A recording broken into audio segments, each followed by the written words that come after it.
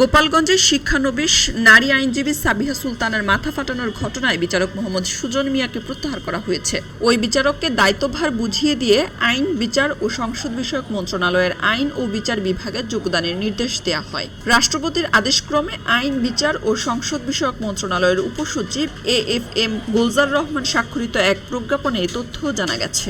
বিজ্ঞ জেলা দায়রা জজ মহোদয়কে বলতে চাই, এই কুলাঙ্গার বিচারকের তদন্ত সাপেক্ষে সঠিক বিচার দেবেন, আমরা এই প্রত্যাশা করি। প্রজ্ঞাপনে বলা হয়েছে, বাংলাদেশ সুপ্রিম কোর্টের সাথে পরামর্শক্রমে বাংলাদেশ জুডিশিয়াল সার্ভিসের নিম্নবর্ণিত সদস্যকে বর্তমান কর্মস্থল হতে বদলি করে পুনরাদেশ না দেওয়া পর্যন্ত তার নামের পাশে বর্ণিত পদে ও কর্মস্থলে বদলি করা হলো।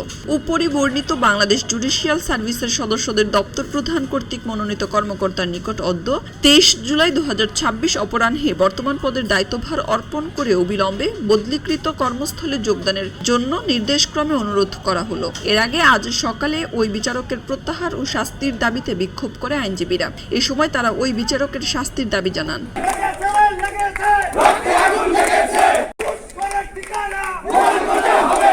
গতকাল দুপুরে গোপালগঞ্জে জুডিশিয়াল ম্যাজিস্ট্রেট আদালত 2-এ কাচের পেপার ওয়েটের আঘাতে আহত হন নারী শিক্ষানবিশ অ্যাডভোকেট সাবিহা সুলতানা।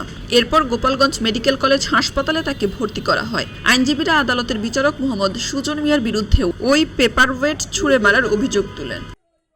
খবরের কাগজ, নিখাত, নির্ভীক, নিরপেক্ষ।